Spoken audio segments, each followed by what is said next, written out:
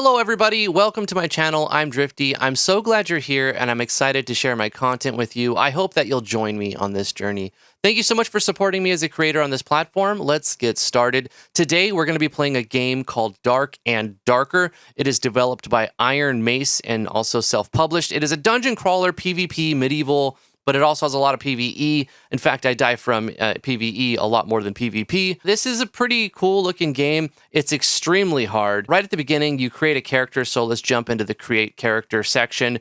You have 6 to choose from, and they can be male or female. You can be a fighter, a barbarian, a rogue, a ranger, a wizard, or a cleric. And they have the male variants too, which is really cool. I think the artwork is fantastic in this game. Although I do feel it's very, very hard. Maybe I suck a lot, and I probably suck a lot, and that's probably why it's so hard for me. I created a wizard first, found it to be extremely difficult, and I'm thinking maybe a fighter would have been a better choice.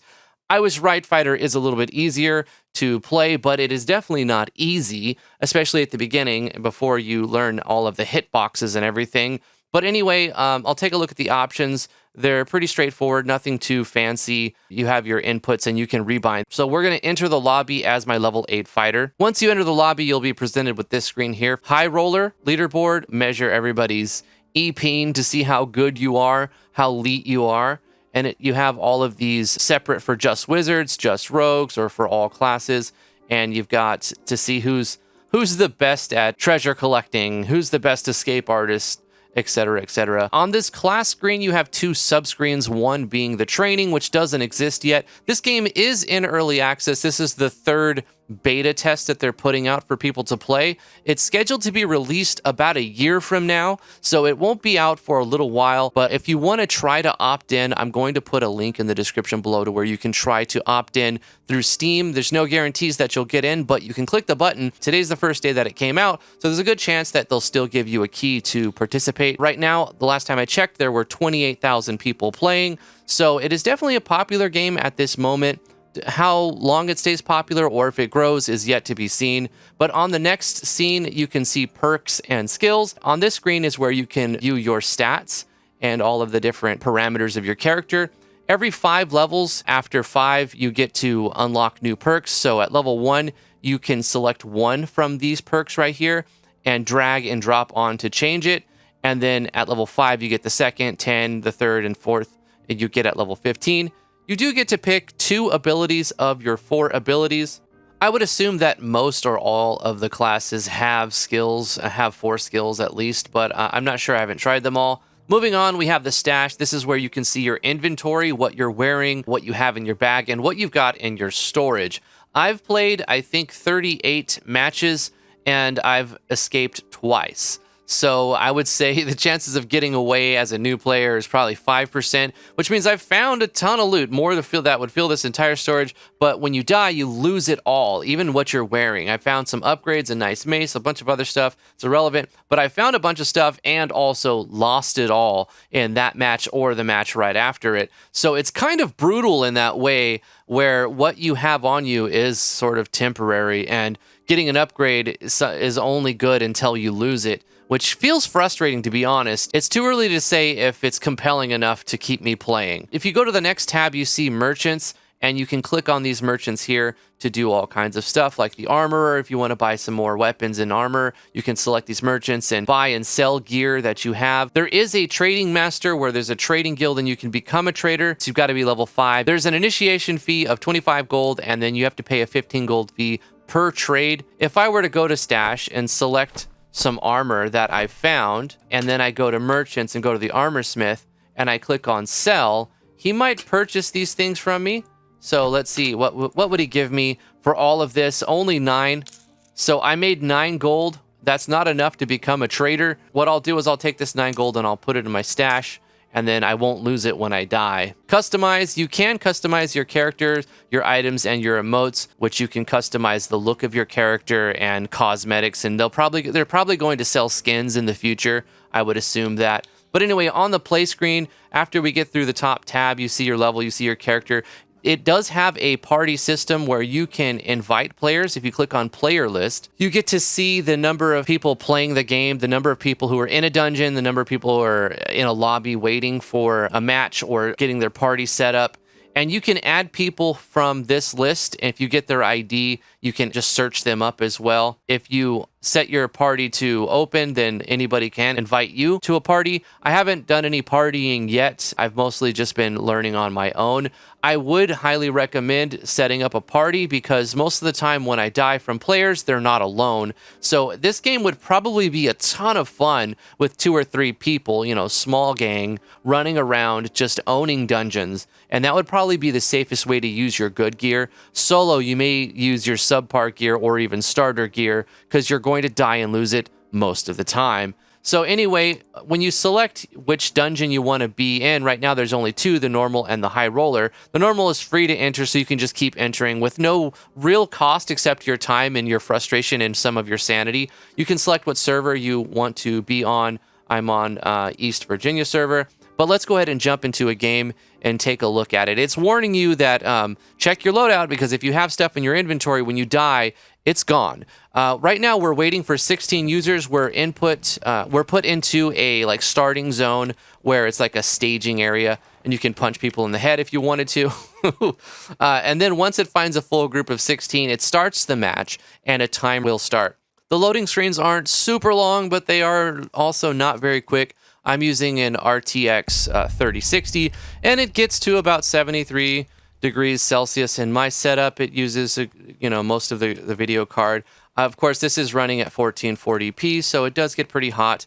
We are entered into this zone, and you can see on the bottom right corner that there is a timer that is taking place. We have 12 minutes to escape the dungeon. The red circle is constantly moving in, and it will eventually take over most of the dungeon. And at that point, everyone will be stuck into the center of the dungeon. So if you stand outside of the red circle, you take constant damage as if you were on fire or poisoned or something.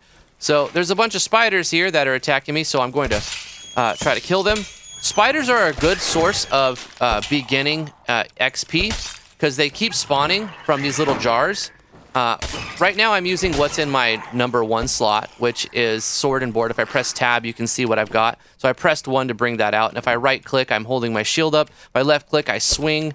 You can see my HP is the green bar. I have a couple of buffs on, which is just my perks. So you get to see the perks that you have on. There is a little bit of screen tearing that I've noticed at some point. It seems really bad, but most of the time it's not really that bad. It does get on my nerves. Maybe it will be polished out as they get out of beta. If you want to start off by just killing a bunch of spiders and that's all that happens, not a bad strategy because you get to keep your experience and you're most certainly just going to die over and over. But I'm going to try to kill the spawner. That's the spawner for them. And then we can maybe find some loot. It doesn't appear that... Oh, we got something. A cracked ruby. I'm going to press F to pick that up. We got some other loot here. A cracked bangle, and these will be crafting materials. You could also sell them later on if you are able to escape the dungeon, which from my experience I would say it's like rolling a 20 on a d20 whether you get out at the beginning. Of course it's completely dependent on your skill level. This looks like a mimic. Let me see if it's an actual chest. It is a mimic. Okay, all right, I wasn't sure, but when I started opening it I was like, it's probably a chest. It's probably a chest, but no, it's a mimic. So you can't even trust a chest, a loot box. Okay, so what I'm going to try to do is walk away and press E, and I'm going to use my second wind ability to gain some HP. So this is still taking damage, even though it's pretending that it's not. I'm pretty sure it's taking damage. I might actually end up killing it if it doesn't. Yeah, there we go. Come on. We got it. All right. So that's the good thing about mimics is they'll stand there and take damage sometimes to try to convince you that they're not a mimic. We got a weapon right there, a bardich. It's used for a barbarian. We can respec and be able to use it as a fighter. However, we would use it at a 20% damage penalty. So I found a necklace there. Pressing F is the default key to open doors and chests and stuff. That's a shrine we see right here, so they are pretty cool. Sometimes they heal you. I'm already at full health, so I'm not going to consume it. I'm going to go up here and crack some of these. Uh-oh, we got a mummy. Mummies aren't the worst. The skeleton archers seems to be the worst because they just headshot you with flaming arrows, and they're really, really challenging. So if you aim at their head, you do double damage, or I'm not sure if it's double, but you do extra damage. If you hit their limb, they will take damage, but not as much as their body. Oh, you can see the circle is starting to encroach upon me, so I need to get out of this zone quickly. I'm going to loot this mummy real quick, take his rat pendant. Oh, what did that? That gave me some magical damage protection. And I'm going to, oh, I didn't take any damage, so I'm going to go ahead and try to make my way through here. I'm going to press Q to sprint. You don't seem much faster, but you do get somewhat faster. The circle is about to start draining my life, so I need to keep moving away from it. And let me through, let me through. Oh, it's not gonna let me through. Oh, sometimes if you're too close to an enemy, your shield won't work. There's still some hitbox issues that I'm having a trouble dealing with. And that's it. So the circle, you know, it comes on you really quickly, and it just starts draining your life, like tick, tick, tick, tick, tick. And at that point, once you die, you are able to spectate. So we can say keep spectating, and we can watch. See, this is a team of 2 players right here, and they're working together to go through the dungeon and survive longer. So I don't know why it went super dark. Oh, maybe okay, so one player is standing back with a torch to provide light for the other player, and the other player is slowly killing, playing very defensively, using the terrain as at their advantage. And in the top right, you can see a list of things that are happening. When somebody kills another player, it will tell you that happened in your match. It will also tell you what weapon or spell or how they died. The same thing will happen if an enemy, like an NPC, kills another player. You get those notifications. So you can see that a mummy technically killed me. You'll see that it says 1 person escape portal has appeared. So at a certain point in the game, there's a portal that will appear and you can access it. And when you do, it consumes it. So not everyone is going to get out. But if we get tired of spectating, we can left click through to see all the people that are still in the dungeon here. It looks like this guy just killed someone else, and now he's drinking some potions to stay buffed up. And you can loot other corpses, which is really cool. And we can alternate through the people that are playing. But that's basically the game in a nutshell. If I press exit to lobby, then we stop spectating and we give up. I mean, you're going to lose your belongings when you die anyway. If you're in a party, another party member can loot your body armor or like your chest piece. Although it turns into a soul item, they can take that to a shrine and resurrect you. So once again, playing in a party is much, much better. So we can try one more match just to see how it goes and see if we get any better luck this second time through. We're using the same starting gear that you start with every time you die. So if you find an upgrade, you'll use that until you die and lose it. And then you're set back to like the starting gear, the gray items. All right, let's see if we have any better luck this time. If I press 3, I can bring up my torch. So right off the bat, you come out of your starting zone and it's starting to drop you onto these spikes. And that's what happened. So I wasted my second wind heal, and then I fell on a spike, of course. This game is brutal. It's extremely hard. It's quite frustrating at times, and it's quite unbalanced and unfair, in my opinion, in a lot of ways. But it's, you know, it's quite popular too. So people are a fan of this sort of style of game. Let's see if I can open this. I don't think that's going to happen. Nope. Oh! Wow, okay. So I don't know if that was a player. Yeah, it was a player. Grandpa killed me immediately. So he just magic missiled me, dead. And he comes up and he loots, and he's very disappointed that I have nothing on my body because all I do is die over and over in this game. And now he is going to try to loot. That's basically this game in a nutshell.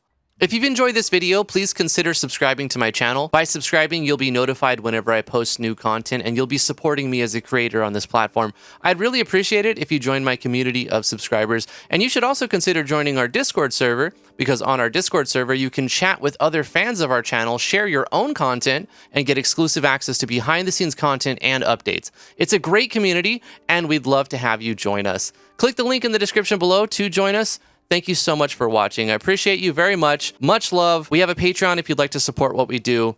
We'll see you guys in the next video. Like this video if you did. Bye-bye.